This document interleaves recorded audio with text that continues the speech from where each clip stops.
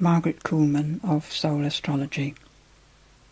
The first thing that strikes me about a new moon in Cancer is that we are plunging into water for the first time if you start from Aries. So it's a mysterious place where light and shade are shifting, changing, where nothing is certain. The refraction of light, changing the shapes of things. And water represents our emotions. So how can we be sure of anything? All this is particularly relevant in this chart because you'll see that the Sun and Moon are trine to Neptune in Pisces. So the vastness of all potential, possibilities, imagination, the spirit itself, that is all things anyway, that's what this month is focused towards. In the first couple of days after the new moon, the moon will make a trine to Saturn and Chiron, and the sun gets there through the 8th and 9th of July. So that sensitivity, empathy with everything is perhaps there to inform our emotions as to the healing that's possible. I've been focused lately through Richard Rudd's Gene Keys system on the understanding that DNA is very fluid and can be shifted and changed, is always shifting and changing in relationship to its surroundings. So perhaps what this month could be about is the realization that anything is possible in the emotional, spiritual world, because it is in a way the first expression of spirit coming into the material world. So according to our emotions, so our DNA will be, and according to our DNA, so our body is. Understanding can often bring changes to emotions. When you realize some extra piece of information, some event that made you angry, you can see from a different perspective, which may not make you angry at all.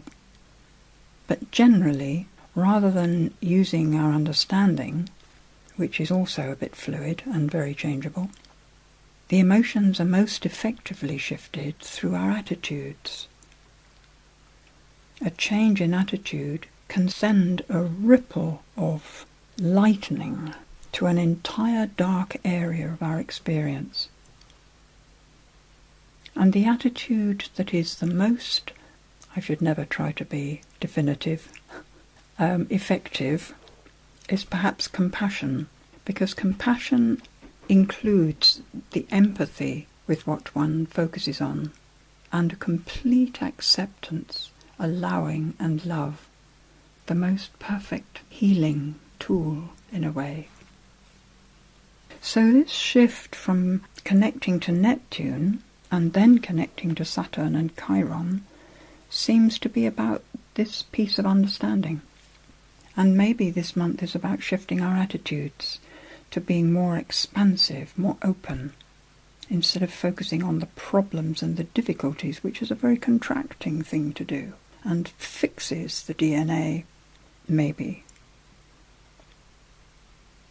In this chart, although I don't draw them in, Mercury is perfectly trining the North Node in Libra. So our communication, our thoughts, our reading, our understandings are all liable to be along the path that is most relevant at the moment, producing harmony where there has been discord, producing beauty where things have been somewhat screwed up in the past.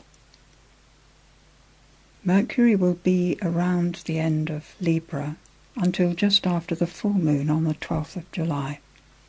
And as it goes into Cancer, our thinking and understanding becomes subject to all that emotion, pressure from the world around us, news, TV, people's emotions suddenly rife again.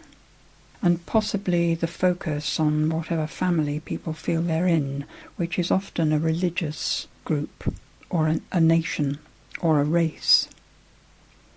And as Mercury goes through Cancer, of course, it'll square the nodal path, even though at the same time, just before the next new moon, it too makes its connection with Saturn and Chiron.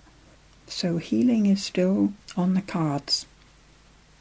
What it will require at that time is that we are prepared to stand up for our own beliefs and not let them get washed away by the flood of media pressure and general human angst. At the full moon, the Sun and Moon square the nodes, but Saturn makes a quincunx to Uranus. So I do feel that this second half of the month, while the masses are busy emoting, those who can stand apart from that pressure, the individuals who feel strong enough and courageous enough to be seen to be different, may actually bring a most beautiful healing to the situations with that connection that Saturn makes to Chiron. And Chiron becomes a catalyst for change, for allowing the spirit further in to our consciousness. At the full moon also, Mars is on the North Node, Mars in Libra. So if we can refrain from fighting for peace, our efforts towards peace could be very effective. And Venus trines them from Gemini. So communication looks full of possibilities, looking for a different way to solve things, new ideas. This will be true globally, but it's also true in our own personal lives. So the second half of the month, it is important to remember what you worked out was important to you before, and to stay with that, flexible of course, but not let it be washed away. I find myself full of hope for our situations, our health, our DNA, and full of an openness to the mystery of life, allowing myself to not know what will happen, feeling prepared to deal with whatever does happen, knowing that it's all part of a spiritual flow which is quite beyond my understanding, entrusting that it's all a spiritual movement. I feel safe in that, and would ask the universe simply for the strength to deal with whatever is mine. I wish you joy in opening up your attitudes and lifting to expansion rather than contraction. What is light? Why, everything is light in truth. Why can we not see that? The contraction that enables forms to be must focus on density and weight. Therefore, dear one, focus on expansion, the force that holds the cells apart, and every tiny place will show you its winking stars and spinning suns. There is no place where light cannot grow the beauty that you seek.